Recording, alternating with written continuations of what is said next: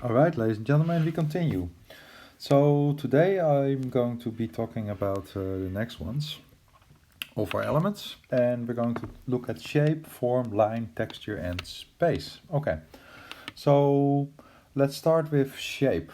So shape and form actually sort of go together, and I'll explain to you what the similarities are and what the differences are. So first of all, a shape.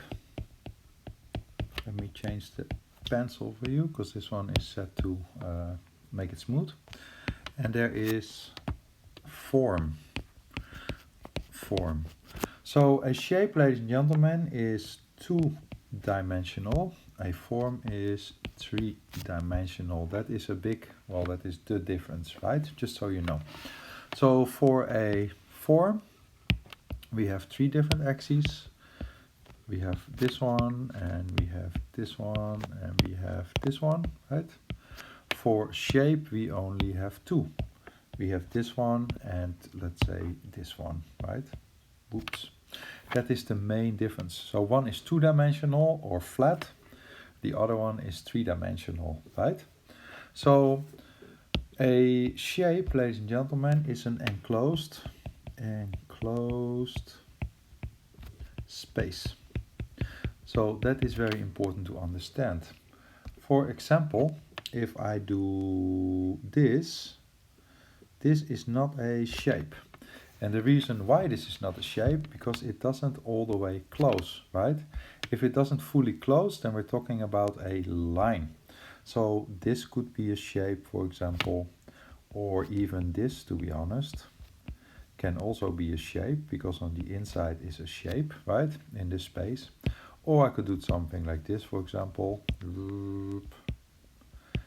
and then you can say, well, on the inside is a shape, see?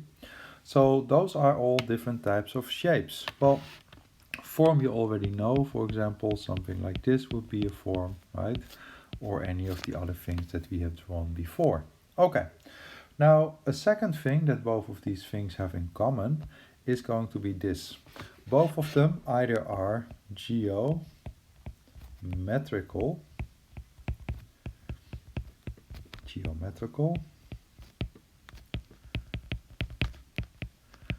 or they are organic.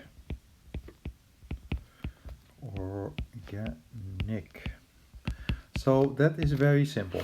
So when you think of geometrical, think of things from math. I think of things from math, I think of tools to create them, and I think of things that need to be perfect. When I think of organic, I think of nature, and I think of no tools, because you do not use tools to create something from nature, because it grows, right? And it is imperfect. Nice. Okay, so those are the main categories. So for example, geometrical forms are a perfect, gotta do it perfect, circle, for example, or a perfect square. See, gotta go edit, square, see? Or a triangle, for example. Oops. I'm trying to do it a little bit good, like this. Or like whatever this one is called, can't think of it. I gotta count that I know.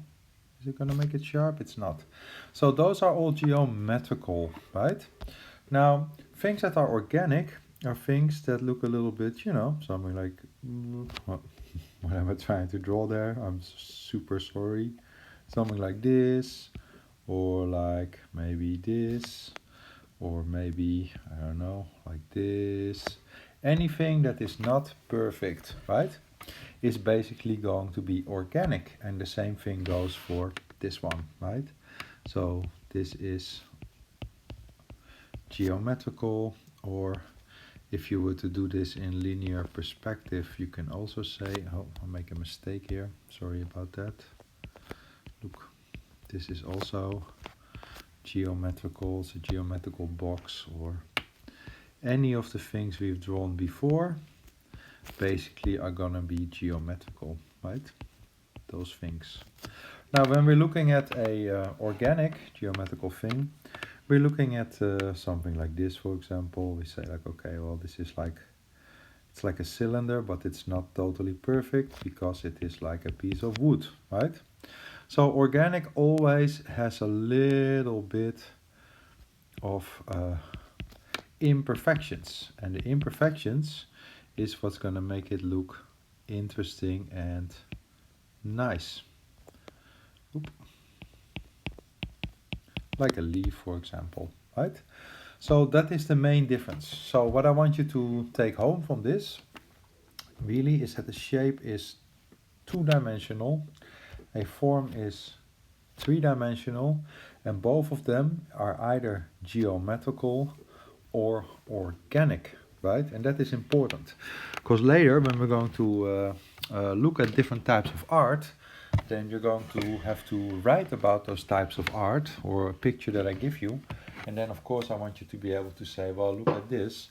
This is clearly geometrical, or this is clearly made with organic shapes and or forms, right? That is important to understand. Good, that's all I have to say about shape and form. So now I'm moving on to the next one. So here we go. I'm going to show you. The next one is going to be, let's do line. Line is my favorite one to talk about, as you know, because lines are so very important, right? Now, I'm talking about line once again, right? Good. I already talked about line in the past with you guys, because I've talked to you guys about something called line weight, I think. Well, I know. So I'll get rid of this stuff for you, because we don't need this. Okay, so what can I tell you about line? Well, I can tell you a lot of different things about line. Now, the first thing really I want to show you is this. Look, a line is something like this, right? Okay, so there is three basic linear directions, and you need to know them because you will need to use these words, right? For example, this one is called horizontal. This is a horizontal line. Now a line that goes this up and down is called vertical, and a line that's on an angle, like this for example, or the other way around, I'll move it over a little bit, vertical, so a line that goes like this or like this, that is called diagonal. And diagonal lines are important to understand. Okay, so horizontal, vertical and diagonal. Now we need to know these words because later on we're going to look at different types of compositions, and one of the compositions is going to be a diagonal composition. Okay, now I'm going to go and talk to you a little bit more again about line weight, right? So line weight is super important. I cannot stress this enough, right? If you want to make things look good, please add some line weight. It's super easy, right? Remember, lines on the bottom go a little bit thicker than the other lines. See? This one go a little bit thick. The top can go a little bit thick. Lines on the inside are there to help. If you use this system, you can make really awesome drawings, and it's not difficult to do, right? Just think about it. Is it the bottom or is it a top line? Do I need to, can I add like a little bit more of those like nice little tapered lines, for example? Like it's really gonna make everything come alive, Like line weight is so incredibly important if you want to make nice art or paintings, right? It's super important. Now, I really like line weight. Look, this is a beautiful, beautiful, beautiful drawing, right? This is a comic book drawing. This is a Western style comic. So there's different styles. Western style comics usually are very traditional, and they use a lot of line weight, right? So you can see, if I'm looking, for example, at this drawing, this is drawn by a guy named Frank Cho, and he does a lot of comic book art for like the Spider-Man and all that kind of stuff, right? So he uses a lot of line weight in his drawings. Well, in fact, he's making things completely black, you know, on the bottom, and you can see this arm over here is completely black, right? Now, his method of using line weight is really nice, right? So he really thinks about if something is a bottom line, a top line, a side line, or a support line, right? And it is so incredibly important to add those, because look, if I were to grab like a little bit of this gray, for example, and I start like getting rid of some of this information over here, this inside information, see? Like I get rid of most of this stuff here, look. This has become completely flat. Nothing is happening here anymore, right? Nothing. Nothing to see, nothing to do, right? So he really uses a lot of these lines on the inside to help you read, right? And because they are going in an angle, so let me see if I can redraw this. Did I click the wrong way? I did. Hold on, give me a second. Oops. Oh, I lost it. Okay, it doesn't matter. Look. So for example, I can show you here. Look. Let's say if I were to get rid of this stuff over here, see? Whoop. Get rid of it. Let's say I wanted to change the angle of this horn, for example. I can do that. Look. Whoop. Let's do it on this one. Here. Change this to this. Look. Okay. So I could draw this line and go a little bit more this way, for example. Then it will start to bend a little bit more going this way. See? And then I could say, well, I'm going to add like a little bit of those little lines that go this way. Put some of these on. So I can make things twist different directions if I wanted to. See? So you can make, you can really show a lot of angles, right? If I wanted to make, for example, this jaw a little bit thicker here, I could do that too. Think about it a little bit. Yeah, make this jaw a little bit thicker. How? Well, let's think about it. Probably need to add like a little bit more of a line here on the bottom. It's going to suggest that it's going to round off a little bit more. Maybe I can throw in a little bit more here. And then maybe a little bit more here. And then get rid a little bit of this stuff over here, because this is covering too much stuff in that case. Look. Then gotta draw this guy back. Here. Oop. That should sort of do the same thing. Look. Can really change things around, and then by adding like some little scratches and little patterns over here, can really make a lot of changes to the whole overall composition. See, it's not difficult. You really can use these inside lines to really make interesting changes, right? They're everywhere. Look, if I look at this leg and I get rid of this line, the leg no longer interesting to look at, right? It kind of lost its thing, right? So really, thick lines on the bottom is going to really give a lot of heavy feeling towards the bottom. It's going to make it easy to read, right? So really apply. Look, this is a dark line here. There can be like a little bit more dark in here too, I think. See? And then we can say, okay, well, this is all bottom, so why not a little bit more dark over here? See? It's just a system. Want to make like a hole in here? Okay, well, let's make this a little bit deeper. See? A little bit darker. So you can really push and pull things backwards and forwards using this simple method of line weight. And really, I love it. I think it's so amazing, right? Now, in Western style comics, in books, comic strips, you will see this everywhere, right?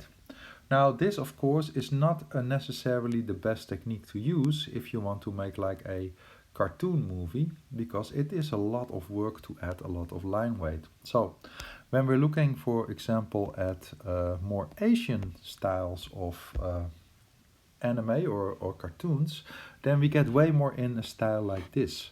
I really like these drawings, I love it, but what I miss in these drawings is line weight. There is like almost no line weight, and that is because most of these things are made for movies or for shows, right?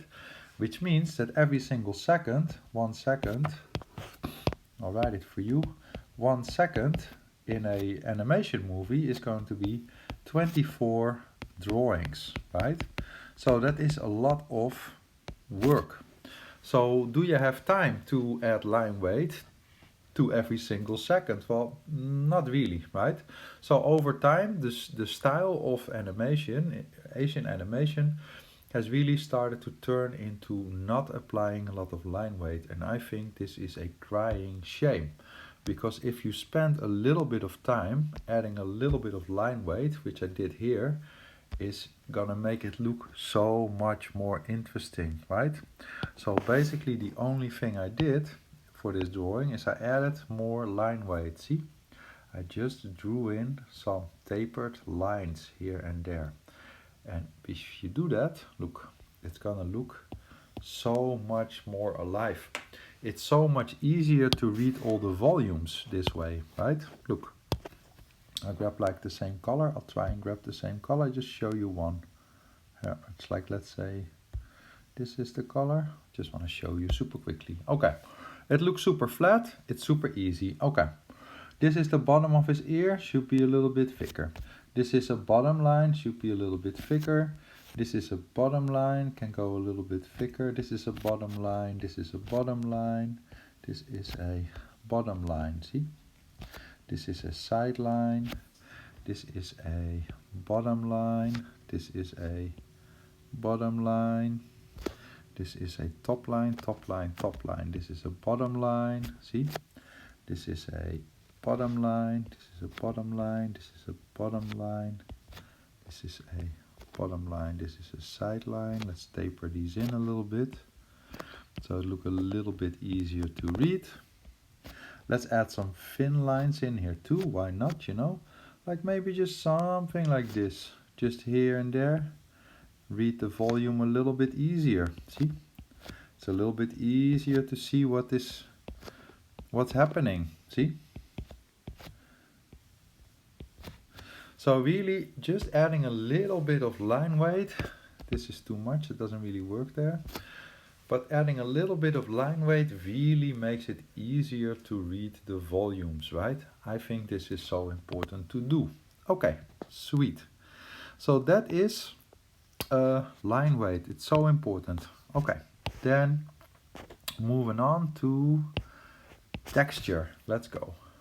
So the next thing I'm going to talk about is going to be texture. And texture is not very difficult to talk about. There's basically, texture is a material, ladies and gentlemen. So the texture can be either real, right, a real texture, or it can be an illusory texture, right? So for example, if you want to draw something, then you're always talking about illusory textures, right? For example, if I say to you, this is a egg, for example, then how do I know this is like an egg, you know? I have to convince you that this is an egg by drawing on it some sort of like markings that make it feel like it could be an egg, right? Well, I could do that, for example, by putting in like some eggy colors, maybe. That might look decent. Let's see if we can do it. Put in the color of an egg, maybe. Whoop. And then I have to think about like lots and lots of other things, because if I want to fake when I paint something that it is really an egg, then I'm probably gonna have to do like a little bit of shading to it. That might work with the egg. Oops, let's see. Let's do this. Let's mix this out a little bit. Gotta find like the proper colors for an egg, for example. Whoops. And I gotta also think a little bit about like what happens, for example, like how reflective is this egg? Is it gonna be like super reflective, or is it gonna be like a little bit, you know? Those are all things that I'm gonna have to think about, because I want to convince you that this might be like a little eggy, right? So I gotta try and put in some of these things that work together, right? It's not too bad. It's not too good either, right?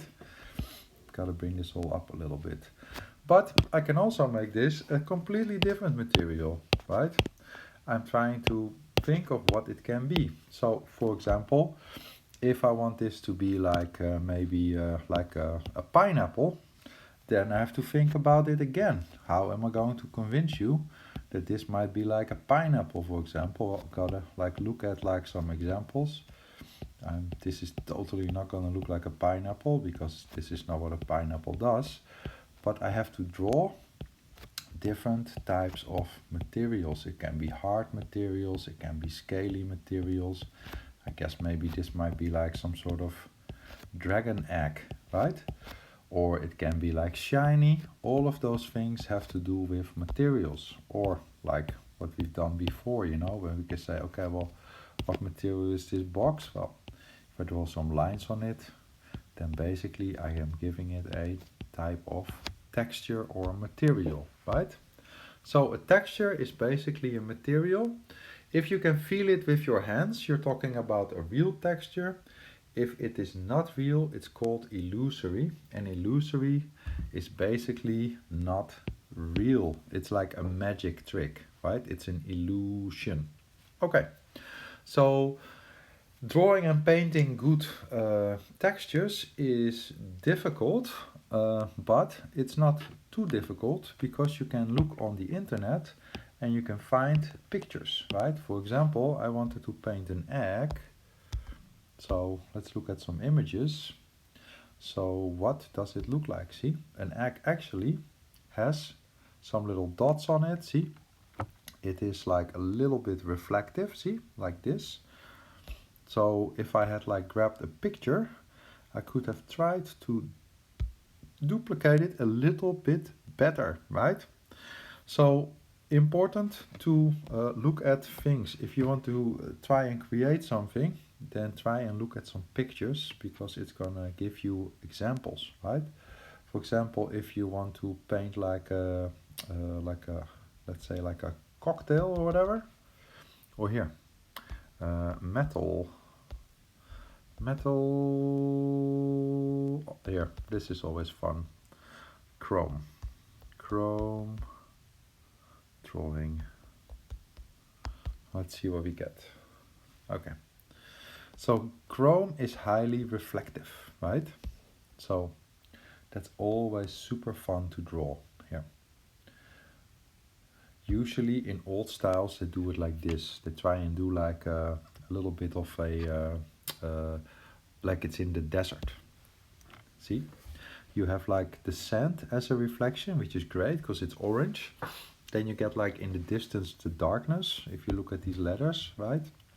Then you go from white to blue, and that looks really nice if you apply that to anything that you draw. And because it also has a complementary color contrast in it with the blue and the orange, it's super fun to look at. Okay, so basically a texture is a material, see? And it's fun. You can make things look shiny or reflective. There's lots and lots of things out there. Just go online, look at examples of things that you might want to do, right? Okay, then let's see what is left. Let's go back to this one. This one, shape and line and shape. Did it put it up there? It did not. Give me 1 second, I'm almost there. Blah, blah, blah. Shape and form, done. Line and space. Oh, just want to super quickly make sure I'm not forgetting one. Line, we've done color, value, shape, form, line, texture. Now we're doing space. Okay, cool. Space, ladies and gentlemen, is a big one, right? So I advise you to draw this with me, because I'm going to show you different techniques that you need to understand in order to create something called space. Here we go, space. I will get rid of this and then I will draw it for you again, because it's the best way to do it. Okay, space. A space is a thing you are in, right? A space can be two different things. It can be either a real space, for example, you probably currently are in a real space. You might be in your home, you might be at school, you might be outside. That is a real space, right? Or a space can be illusory. Let me double check this right now, because I keep on trying to write this and I keep on wondering if I write it wrong or not. It's double L. Okay. Illusory space. So an illusory space is not real. Just like a texture, it can be a real texture or it can be illusory texture. Whenever you look at a drawing or a painting or a television screen or something along those lines, you're looking at something that is not real, right? So I'm going to teach you all the different techniques that you can use to create illusory space. It's going to be fun. But before we do that, I have to show you something else. Okay, so there's another way that we use in art. We can use the word space, and I want to also teach you that one. Now, out of experience, I hardly ever discuss this with people when I talk about art, but still it's important to know. Look, a space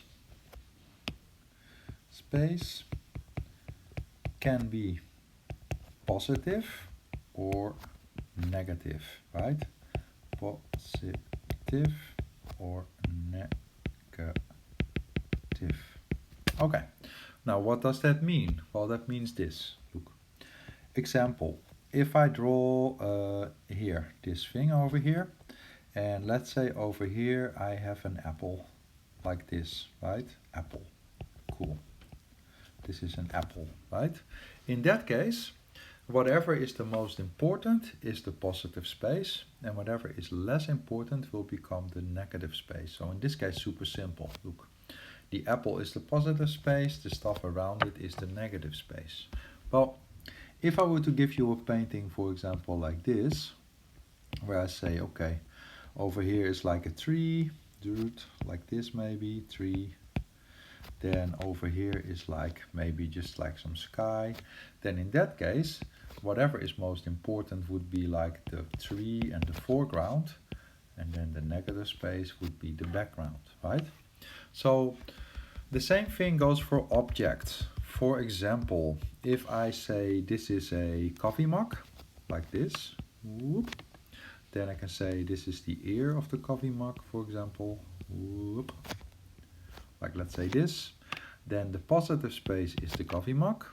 The negative space is the inside here and the inside here. See? So you can also talk about positive and negative space when you're talking about objects. For example, if you were to draw another chair like we've done in the past, then you can say, okay, well, in that case, the chair is the positive. The empty space that it's also taking up is the negative space, right? Okay. Now, show you one more thing about positive and negative space, and that is this, for example. Look, if I were to do this, oops, draw like a little face here, and I draw like a little same sort of face over here, well, sort of the same, not totally the same, whatever, like this and like this.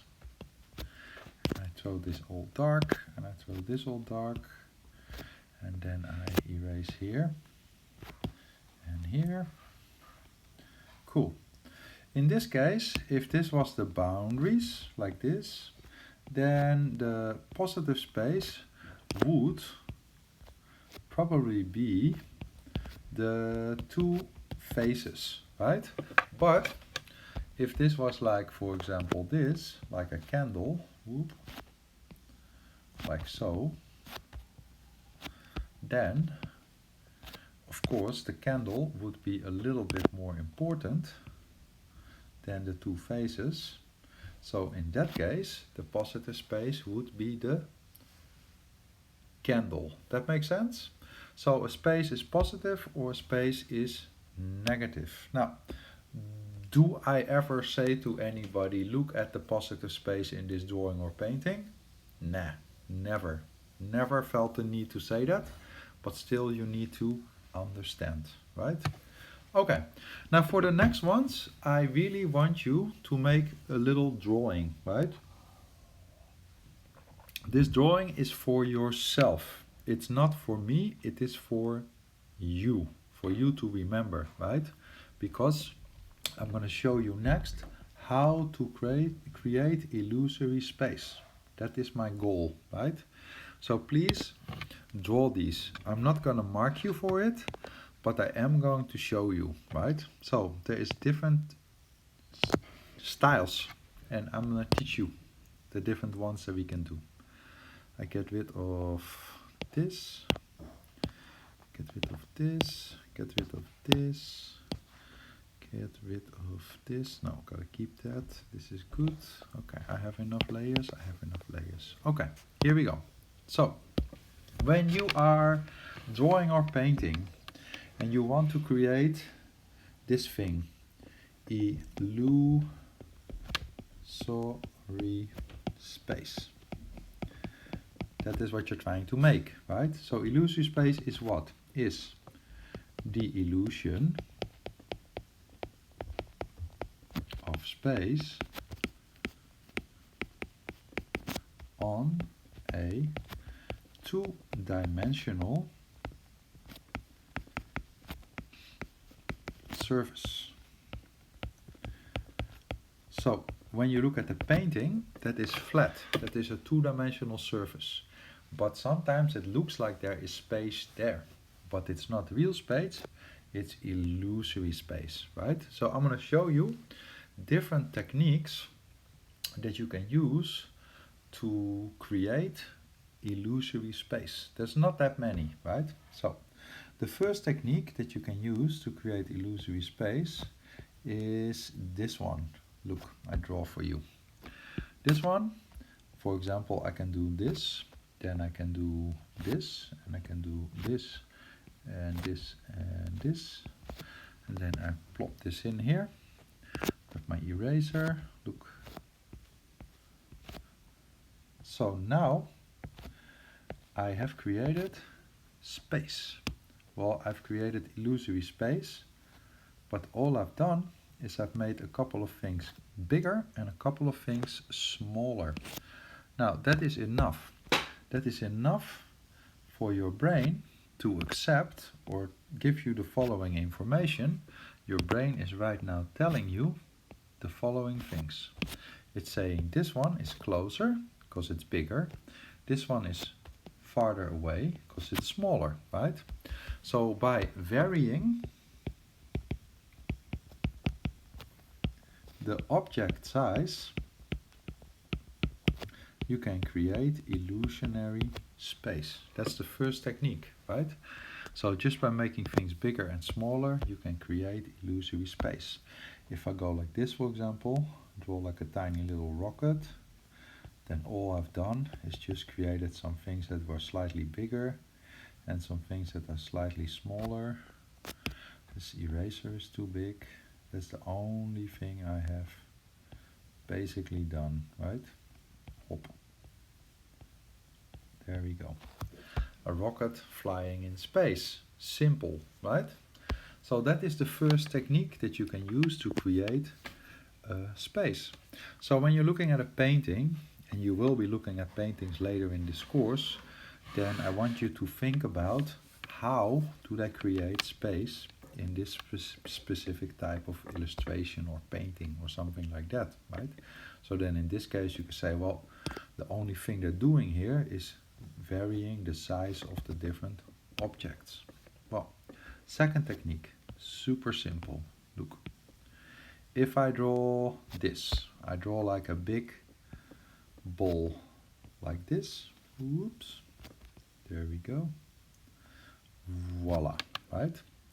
Then I can do a fish, do like a fish like this. Now, in this case, I don't have any space, right? Everything looks flat. Whoop. So what can I do? Well, I can do this. Look, if I grab like a little plant shape like this, whoops, for example, like this, and by making this plant shape go on top of my fish, now I basically created space by overlapping. I'm overlapping things, see? If I draw like another line over here, then I can say, okay, well now maybe it's on a table, right? Or if I put like another plant behind here, now he's like in between the plants, right? So you can basically, by overlapping different things with each other, create the illusion of space. See? Overlapping, super simple. So just putting things in front and behind each other, you can create the illusion of space. See? Simple. So overlapping allows you to create illusion of space. Okay. So the next technique is something you know because you've done it already, right? So the next technique that we can talk about when we want to create the illusion of space is this one. And you are by now a master at it because you have been drawing at this technique for quite a bit. You know how to do this technique, which we can call 3D, or we can call it isometric, right? I taught you how to do this.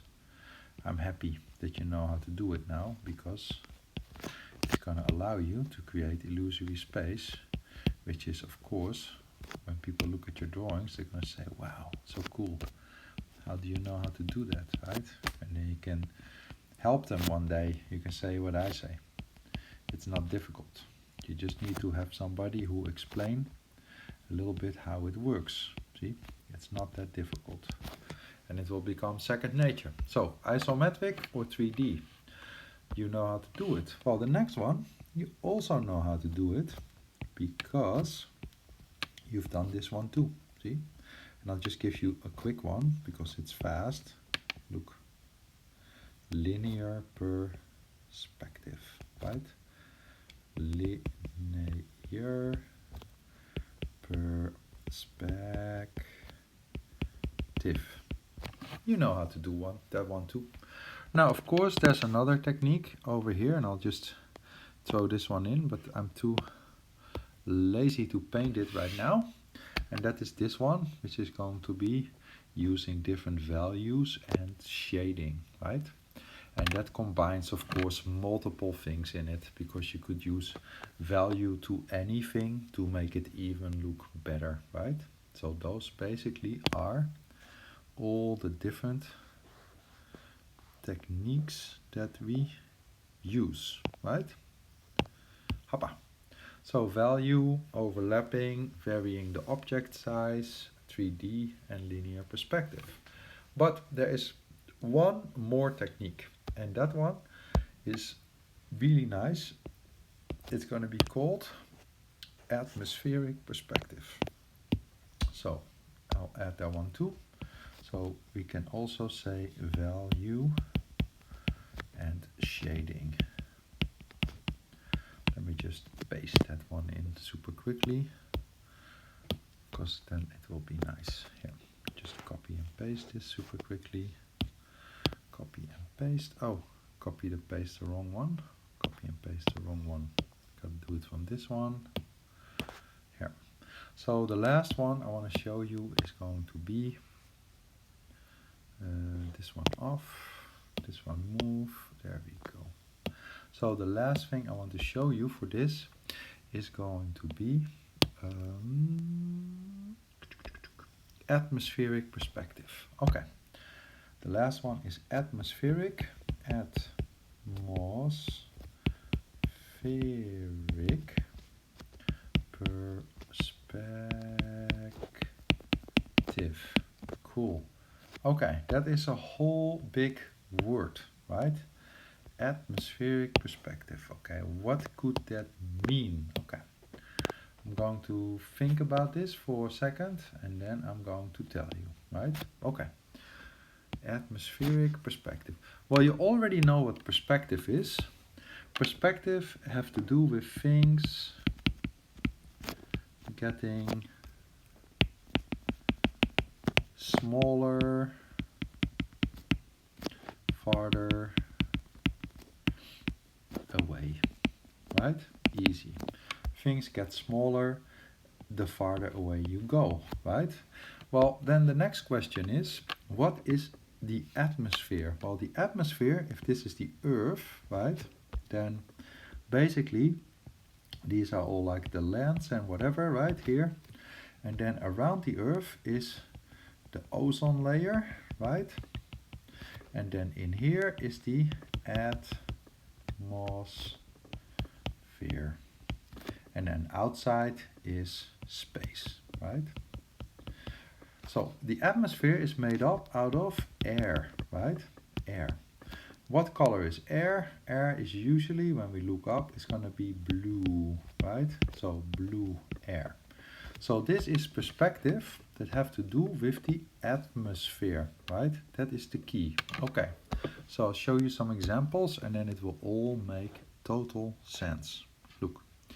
So if we look at, I'll show you paint. I'll show you first how it works, then what is right and what is wrong. Look, if I'm looking at this picture over here, this is a very good example of something called atmospheric perspective.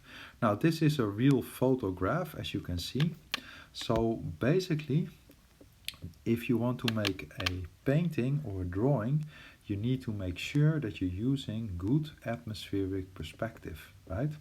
So what does that mean? Well, that means this. If you're looking at a painting, you can break a painting up into several layers, right? Here we have different layers.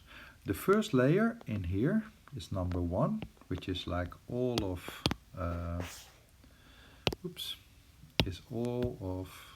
am I on it now? I'm on it now. Look, layer 1 is all of this foreground stuff over here, right? This is the first layer in the foreground. Let me just do this. Let me just do this all the way over. Why not? I can do it. It's not difficult for me to do it and it's good for you to see it. Okay, so these are the different rules. The foreground layer is this one. Is this drawing? Go on top. Thank you. This over here is the foreground. Foreground. Oh, almost. This over here is the foreground. Layer number 1. Foreground. You know what? I can do this so much better. Let's do this. Hoppa. There we go. Okay. So first layer, layer number 1. 1 is foreground. So a couple of things that are important to the foreground are this. In the foreground we have strong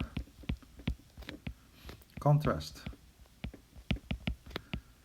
So what does that mean? Well, that means this. Look, this is very light over here. See, here, I grabbed this color for you. Light color. Next to it is a very dark color. See? Dark color next to each other. They're very strong contrasting colors next to each other. Ah, that's not the brightest one. I want to get like a good bright one. Here, look. Why are you not picking a bright one for me? Computer, you can do it. What? Yeah. See? They're very strong contrast, right? There's like white next to black. There's like strong contrast, right? Now, another thing that is important is that in the foreground, we're going to have some warm colors. Warm color.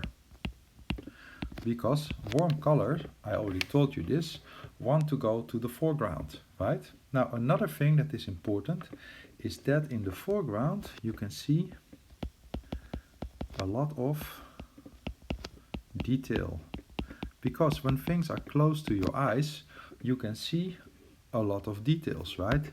If we zoom in, we can see that there's like individual little trees. It's very pixelated, but I can see that there are little trees over here, right? It's not the best of pictures, but whatever, right?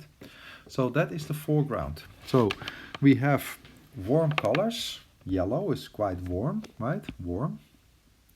Or at least, yeah, the yellow is hues. I'm really trying to get this light stuff, but I'm really struggling to get you something nice and light. It keeps on picking slightly different every time I let go. Okay, so warm colors go to the foreground, right?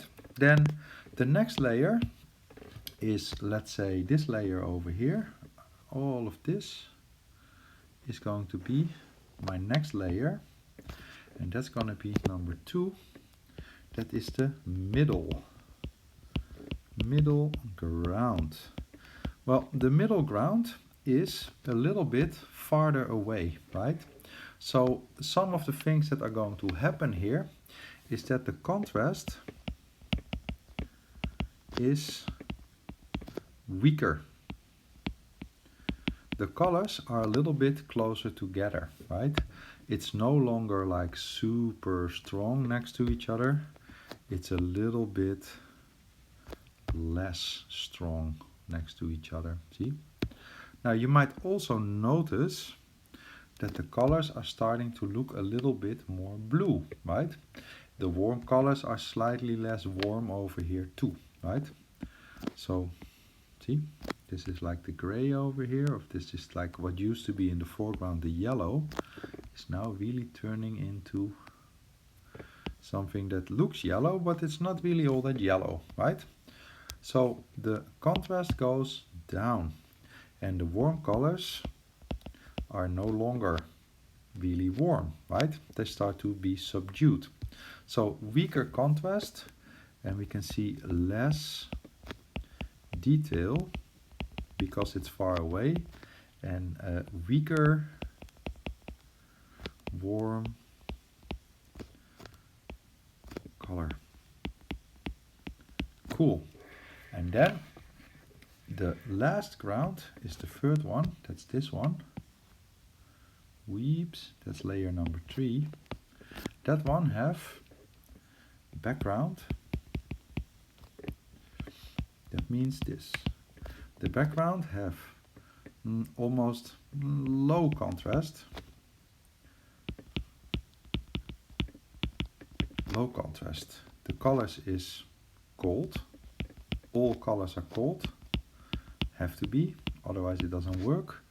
And you can see no detail at all, right? Okay, so basically what is going to happen is the farther away something is, the more blurry it's going to look, the more air is going to be in between you and the thing you're looking at.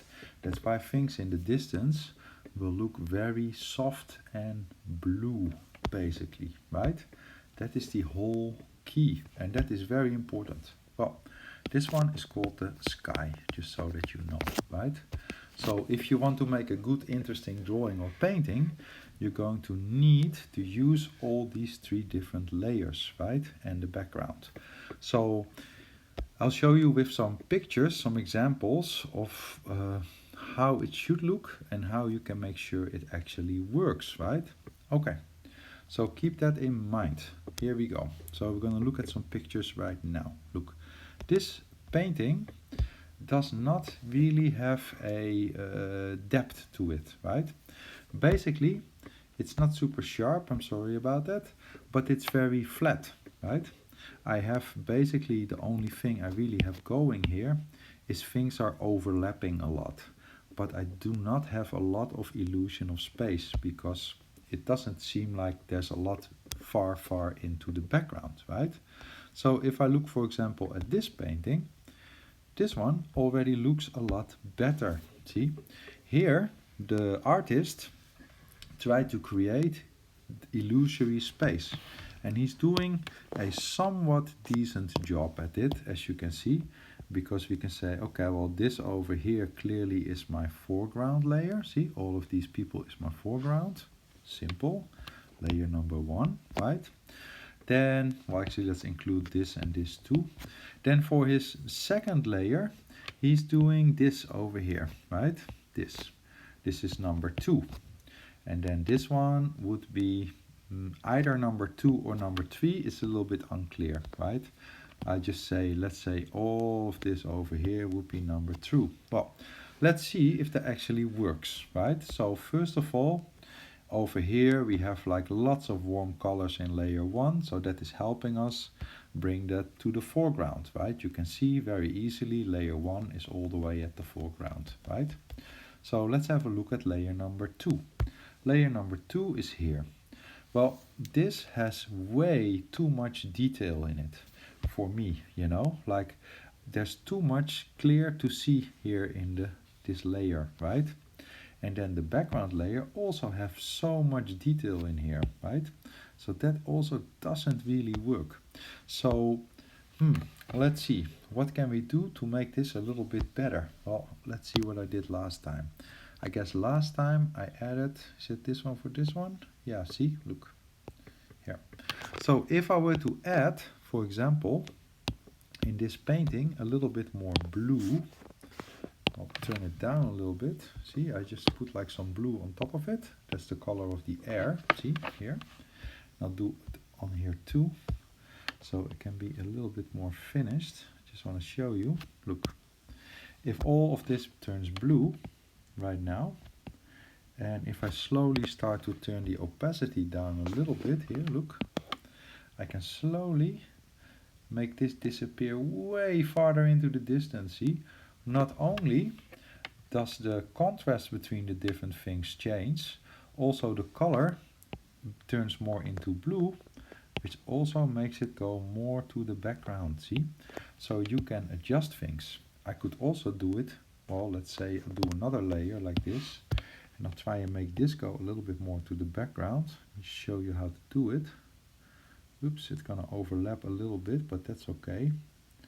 So I'll throw all of this blue, and I'll throw all of this area blue, and I make all of this. And this really is where the drawing on the computer really shines, because it's so easy to show you how to do this kind of stuff, right? So a little bit more blue. Turn this down a little bit. Whoops. So this one should be a lot less, of course, but look, this is like full blown, this is like more, see? So I can slowly start to bring it more and more to the background if that is what I ever so wanted to do, right? Okay, moving on. So this painting is a really tiny painting, but let's have a look at it here. This one's very nice. Let me actually find this one for you super quickly, because this is a very clever painting. Very clever painting. Gotta find it for you super quickly. Give me one second. Maria on her way to Egypt. I think that's what it's called. Images. Am I right? Am I wrong? I think that's what it's called. Pretty certain that is what it's called. Maria taking a rest on her way to Egypt. Let's go.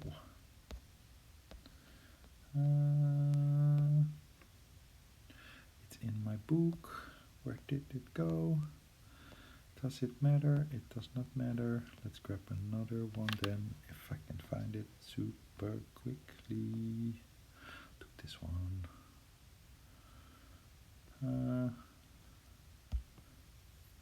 Okay, here. Ah, it's also way too small. Okay. Never mind. I'll do it with this one. Okay, look. This one you can see the background really starts to look very soft and blue, right? Now, Maria is blue, and obviously blue is not the ideal color to have, so it's cold, right? Now, because Maria is all cold, she wants to go to the background. That is why the artist added this red stuff to her to help her bring a little bit more to the foreground, right? So warm colors, cold colors really help you put things in the place they need to be, right? Here. This is a nice painting. This is a big painting. This one I can show you properly, right? This is a painting which is really nice. See, I like this painting a lot, but it could be better. So if I'm looking at this painting, and I'm going to separate this painting for you into different layers so you can see what I'm talking about, then we have different layers, right?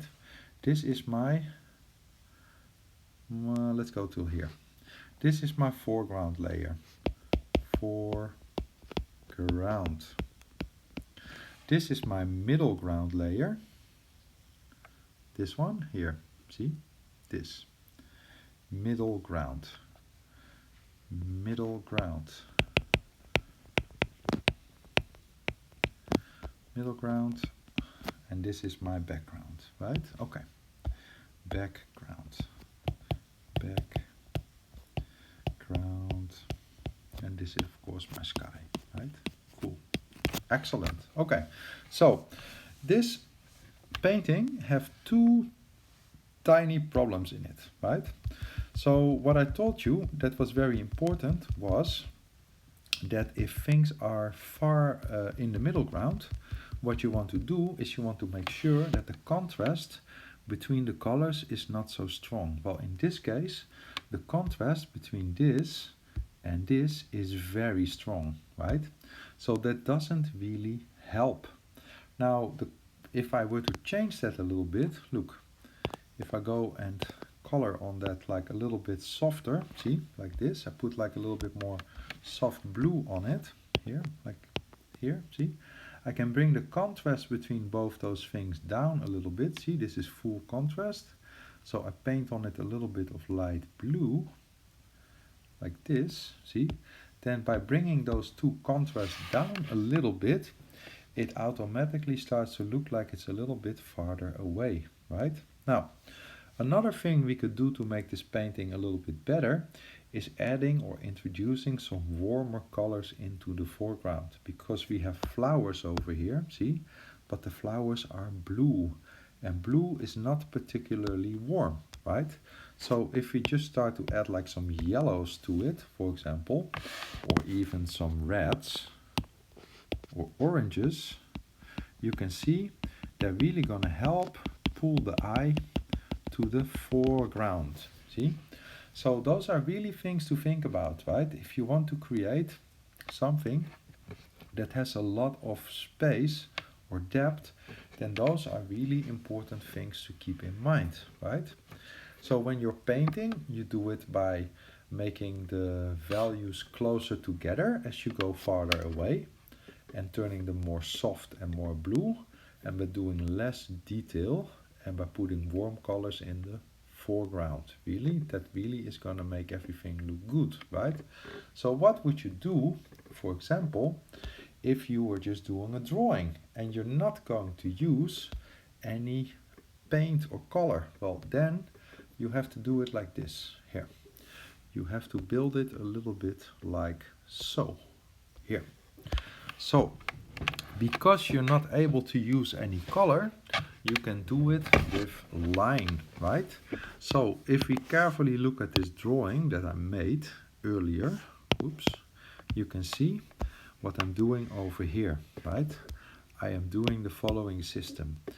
In the foreground, that is basically the tree and the fence, and the tree and the fence and the ground over here, right? All of those things have pretty strong lines. See, the lines are nice and thick. I'm trying to put in lots of detail, lots of little helper lines. I put like little stones here, I put like grass over here. There's a lot of detail happening, right? There's a lot of detail, there's a lot of things going on, right? It all sort of works together, see? I have lots of detail. I do some really strong contrast, right? Look, I have like really dark shading going on. I Can do some dark shading on the ground here, maybe even if I want to. I'm really trying to get really strong differences between the light and the dark. And if I have like really hard contrast, that's really gonna make my eye want to go to the foreground, because there's a lot of contrast happening between the different things. See? Can go here maybe, and then I guess go here and here. Hoppa. See? Create like some nice hard contrast, right? That really bring the eye forward, right? Now the second layer is this one, is the middle ground. That is this. That is basically like all of this stuff over here, and all of this stuff over here, and all of this stuff over here, right? Now you can see all those things are just suggestions, right? I think these over here might be like some palm trees.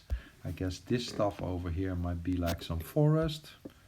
And I guess this must be like some sort of like high-rise things. Let me clean it up a little bit more blocky, a little bit better, right? Choop. And that is all good. And I'm not putting in a lot of detail because they are very far away, right? And then the background is here, have really thin lines. And because the lines are so thin, you want to automatically say, well, that is far, far away, right? So that is how you do it if you want to do it drawing.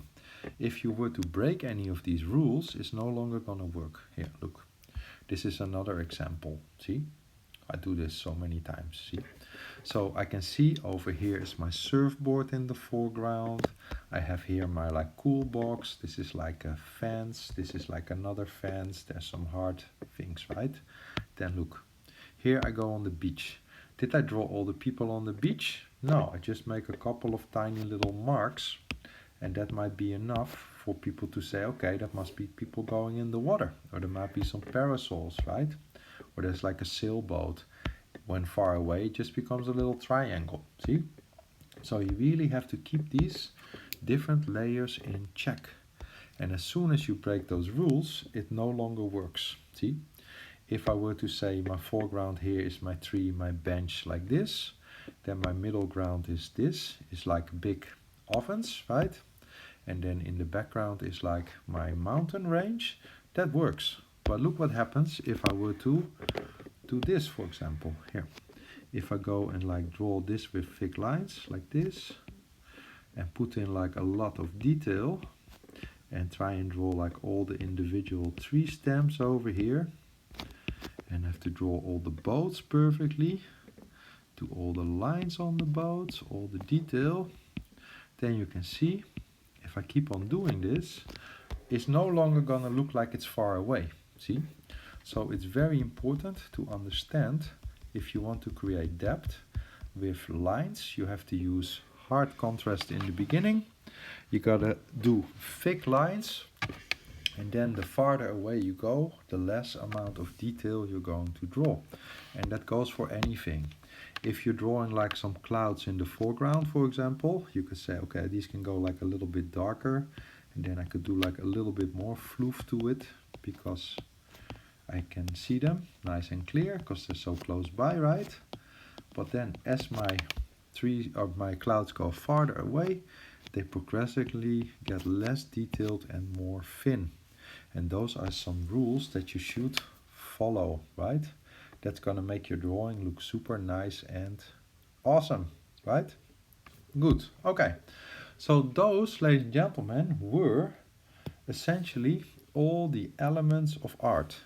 We've talked about all of them right now. So we've talked about color, we've talked about value, we've talked about shape, form, line, texture, and space. Good.